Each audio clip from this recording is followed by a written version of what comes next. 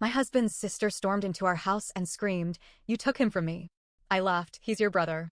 She shook her head, "You don't understand. We were soulmates." My husband gasped, "You need help." But when I checked her phone, I realized this wasn't just a fantasy. I never expected my Sunday to turn into a horror show. It started off as a normal day. My husband, Daniel, was fixing a cabinet in the kitchen, and I was curled up on the couch scrolling through my phone. We had the windows open because it was a rare, breezy afternoon. The house smelled like fresh coffee, and for once, everything felt calm.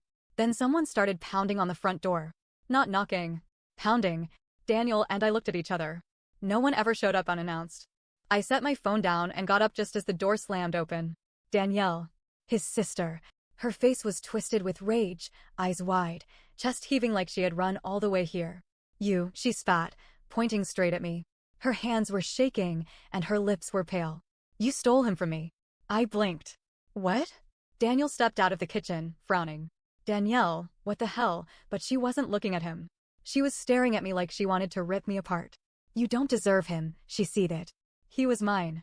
And you ruined everything." I let out a small laugh, mostly out of confusion. "Danielle, he's your brother." At that moment, Daniel stepped closer. His face was pale, his hands half raised, like he was afraid she'd lunge at me. "Danielle, stop. You need help." She shook her head hard, her tangled hair whipping around. "You don't understand," she whispered. "We were meant to be together. It was always supposed to be us." My stomach twisted. Daniel took another step forward, voice tight. "What the hell are you talking about?" Danielle's breathing was erratic. Her fingers dug into her scalp, and she gave a soft, breathy laugh. "You'll see. You'll both see." That's when I noticed the phone in her hand. And then she dropped it. The screen was still on. And what I saw on it made my blood turn ice cold. Danielle's phone landed face up on the floor. I didn't even think. I grabbed it. The screen was open to her text messages. The contact name was My Forever Love. I hesitated. Then I scrolled up. And my stomach flipped. "I miss you every second. Every breath I take without you is wasted. She doesn't deserve you. She took you from me. But don't worry, my love. I'm going to fix this.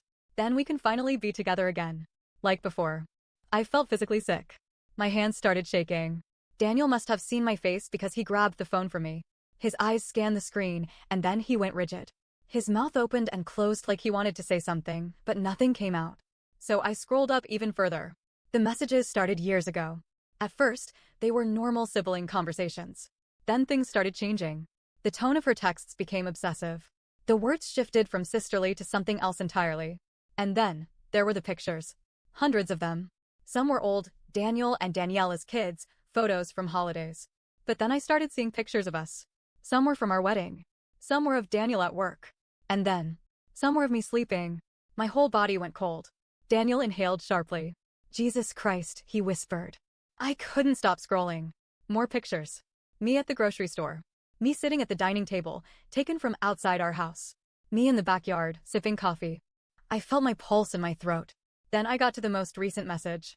"I won't let her win. I have a plan, my love. Soon, she'll be gone. And then we'll be happy again. Just like before." I dropped the phone. Daniel looked like he was going to be sick. His hands were white-knuckled around the phone. He turned to Danielle, who was watching us with a smile. "You read them," she whispered. "Now you know." Daniel's face was blank. "Danielle," he said slowly, "what the hell is this?" She tilted her head, eyes softening. "You loved me first," she said, almost dreamily. "Before her. Before she came and ruined everything." Daniel took a shaky breath. "We were kids, Danielle. You were my sister. That's all we ever were." Danielle laughed. It was high-pitched and shaky, like a broken music box. "No, no, no," she murmured. "That's just what they told you. But you know the truth, don't you?" Daniel's jaw clenched. "The truth?" Danielle's smile widened. "You loved me first. We were happy before she came along. And once she's gone." The world tilted. I stepped back. "What do you mean, gone?" Danielle's smile stretched further. "You'll see soon enough." I don't remember grabbing my phone, but I did. I dialed 911 before I could even think. Danielle didn't fight it when they took her away. She was calm. She didn't cry. She didn't scream. She just smiled at me, like she knew something I didn't. The real nightmare started after she was gone. The police searched her apartment. They found cameras. Hidden cameras. Inside our house. They found a journal. Pages and pages about me. I watch her sleep. It makes me sick. She doesn't belong in our life. I tried taking his shirt today. It still smells like him. It's the only thing that keeps me sane. I won't let her take him from me. I won't. I won't. And then came the worst part. The part that made me collapse onto the floor. They found bottles. Tiny, unlabeled bottles hidden in her apartment. And the tests confirmed it. She had been poisoning me. Not enough to kill me right away, but enough to make me weaker. Enough to make me sick. Enough to make Daniel tired of taking care of me. Enough to make me disappear slowly. Her plan was simple. Make me too weak. Make Daniel resent taking care of me. And then? I'd be out of the way. And she'd have him back. Like she believed he was always supposed to be. I still don't sleep well. I don't know if I ever will. Because some nights, I wake up and feel like someone is watching me. And I know, deep in my gut, if she ever gets out, she's coming back. For weeks, Daniel and I barely spoke about what happened. We moved through life in a daze, trying to act normal. But nothing felt normal anymore. Danielle was locked away in a psychiatric facility, ruled mentally unfit for trial. The doctor said she would be under constant supervision. They assured us she wouldn't be able to hurt me again. But that did nothing to stop the nightmares. And then, the letters started coming. At first, we didn't even know they were from her. The first letter arrived 3 weeks after Danielle was taken away. It came in an unmarked envelope. No return address. Just a single sheet of paper. Daniel's name was written in perfect, looping handwriting. I opened it before he got home. My hands were sweating as I unfolded the paper. And then I read it. My love, I forgive you. I know you're confused. I know she's still in the way. But I understand now it's not your fault. They lied to you. They told you I was sick, that I was crazy. But deep down, you know the truth. I'll wait for you. I'll always wait. I'm getting better, Daniel. Soon, I'll be able to come home. And when I do, we'll fix everything. Just like before. My stomach turned over. I checked the envelope again. No postmark. No stamp. Someone had hand-delivered it. And that meant one thing: someone had helped her send it. Daniel came home an hour later. I showed him the letter the second he walked through the door. He read it in dead silence, his hands gripping the paper so tightly it crumpled. We need to call the police, I whispered. Daniel nodded, but his jaw was clenched so tightly I thought his teeth might crack. The officer who came to our house read the letter, then sighed like we were wasting his time. Ma'am, this could be anyone, he said. Could be a prank. Could be a coincidence. I lost it. A coincidence? I snapped. Are you serious? After everything she's done. The officer sighed again. Look, we checked the psychiatric facility. She hasn't left. No visitors, no calls, no access to mail. She's still in there. Daniel spoke up, his voice tight. Then someone on the inside is helping her. The officer hesitated. We'll look into it. But we could tell he didn't believe us. And a few days later, another letter arrived. This time, it was taped to our front door. I see you. I see what she's doing to you, Daniel. You're miserable. She's made you weak. She's ruined us. But don't worry. I won't let her keep you forever. I'm coming. Daniel and I stared at the letter, neither of us breathing. She wasn't supposed to have any contact with the outside world. But somehow, she had someone watching us. I looked at Daniel, panic clawing up my throat. What if she gets out? Daniel exhaled sharply. She won't. She can't. But the doubt in his voice was impossible to ignore. I started noticing small things. The kitchen window, left open when I was sure I had closed it. Footsteps in the backyard, too heavy to be a raccoon. The sound of scraping against our bedroom window at night. One evening, I found a single footprint in the flower bed beneath the window. Too big to be mine. Too small to be Daniel's.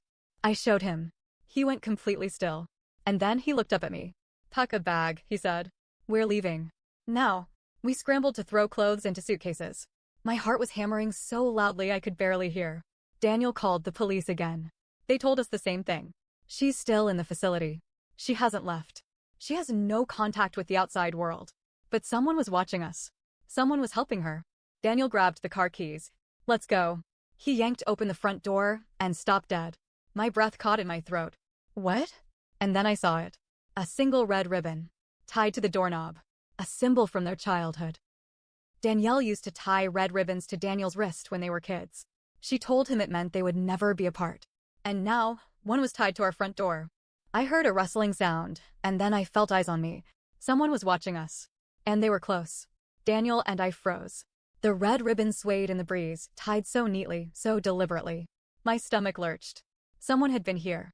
Close enough to touch our front door. Daniel's breathing was sharp. He turned his head slowly, scanning the yard, the street. Looking, and then the neighbor's motion light flickered on.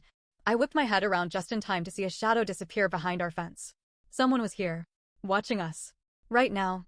Daniel shoved me inside and slammed the door shut. His hands were shaking as he locked it. Then bang. A noise from the backyard. Someone was trying to get in. I grabbed my phone with numb fingers and dialed 911. The operator answered, but my voice came out in a choked whisper. Someone is in our yard. The police came fast. Too fast. Like they had already been in the area. By the time they searched the backyard, whoever was there was gone. But they found something worse. A folding chair. Hidden behind our shed, facing our bedroom window. And a pile of cigarette butts beside it. Someone had been sitting there, watching us. For who knows how long. I felt like I was going to be sick. Daniel gritted his teeth so hard I thought they'd crack. It's her. His voice was raw. It has to be her. The cops shook their heads. We've checked the facility 3 times. She's still there. I swallowed hard. Then she has someone helping her. The letters kept coming. Even after the police staked out our house. Even after we changed the locks. Even after Daniel bought a gun. Every few days, another envelope would show up somewhere new. Taped under the windshield wiper of Daniel's car. Stuffed into our mailbox, even though it had no stamp. Once, I even found one inside the house. Daniel had left a window unlocked. We didn't sleep that night. And the messages got worse. I know you're scared. But don't be. I'm not angry. I know you don't understand right now, but you will. I just need to get rid of her first. Then everything will be perfect again. I couldn't breathe. She wasn't just watching us anymore. She was getting closer. And then, the worst letter came. It was delivered to our doorstep in the middle of the night. Daniel found it when he went out for the paper. And when he walked back inside, his face was gray. He didn't say a word. Just handed me the letter. And my blood ran cold. Hi, Daniel. Guess what? I got out. I can't wait to see you. I've missed you so much. I hope she's ready. I dropped the paper. No. No, no, no. I grabbed my phone and called the police. The operator put me on hold. On hold. When she finally came back, her voice was calm. Ma'am, Danielle is still in the facility. She hasn't left. She's under full supervision. But that was a lie. Because less than an hour later, a car pulled up in front of our house.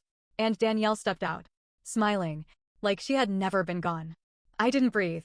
I didn't blink. I didn't even move. Danielle stood at the edge of our driveway, the setting sun casting her shadow long and dark across the pavement. She was smiling, not manic, not crazed, but calm, like she had just returned from a vacation. Daniel was frozen beside me. His hands were curled into fists, his breathing shallow. I whispered, "She's not supposed to be here." He didn't answer. Danielle took a step forward, slow and deliberate. I instinctively grabbed Daniel's arm. "Get inside." But Danielle laughed. "Come on, don't be like that," she called out, voice light, teasing. "I just wanted to see you." I could feel Daniel shaking. His voice came out raw. How the hell did you get out?" Danielle's smile grew. "You wouldn't believe how easy it was." She took another step. Daniel snapped. "Stay the hell back." His voice was thunderous, vibrating with something I had never heard before. Danielle stopped. Her expression flickered, just for a second. Then, to my horror, she giggled. "You've never raised your voice at me before, Danny." I felt a sick wave of nausea. She was enjoying this. And then, in one swift movement, she lifted her hands, palms up, empty. "See? No weapons. Nothing scary. Just me. I only want to talk." Daniel's breathing was ragged. "The hell you do?" I pulled my phone out, my fingers barely able to grip it. "I'm calling the police." Danielle tilted her head, her eyes flicking toward me. And that's when I saw it, a flash of something cold, something ugly. "You always ruin everything," she murmured. Before I could react, she lunged forward. Daniel moved first. He shoved me behind him, his body acting like a shield. Danielle stopped mid-lunge, barely a foot away. Her expression contorted pain, rage, something deeply wounded flashing across her face. "Don't do this," Daniel said, his voice hoarse. Danielle's eyes filled with tears. "But I love you." Something inside Daniel snapped. "No, you don't." His voice cracked, raw, shattered. "This isn't love, Danielle. This is obsession. This is sick." She flinched like he had slapped her. Daniel kept going, voice shaking. "I'm your brother. That's all I've ever been. That's all I'll ever be." Tears spilled down her cheeks, but her mouth curled into a bitter smile. "You don't mean that." Daniel's hands clenched at his sides. "Yes, I do. And you need to hear it.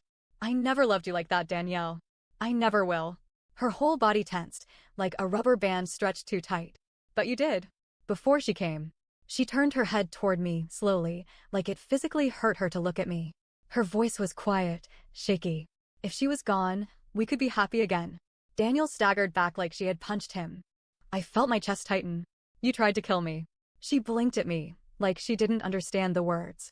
Daniel's voice was barely a whisper. Tell me the truth, Danielle. If she never came into my life, what would you have done? Danielle didn't answer. But the look on her face was enough. She had never seen me as a person. Only as a problem. Something to be removed. Red and blue lights flashed down the street. I let out a breath I hadn't realized I was holding. Danielle didn't move. She didn't run. She just stared at Daniel, her whole body shaking. The officers rushed in, voices firm, commanding. Ma'am, hands where we can see them. Danielle didn't resist.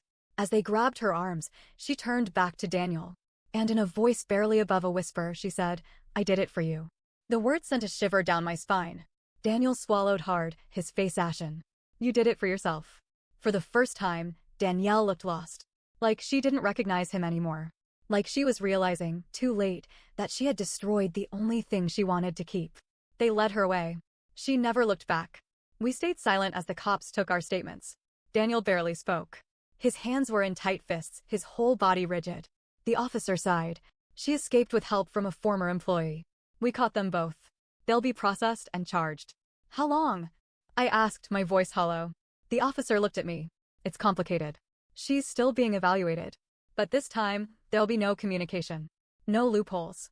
No letters. She won't be able to reach you ever again. I didn't believe him. Daniel didn't either. But we nodded anyway. We moved 2 months later. New city. New house. No forwarding address.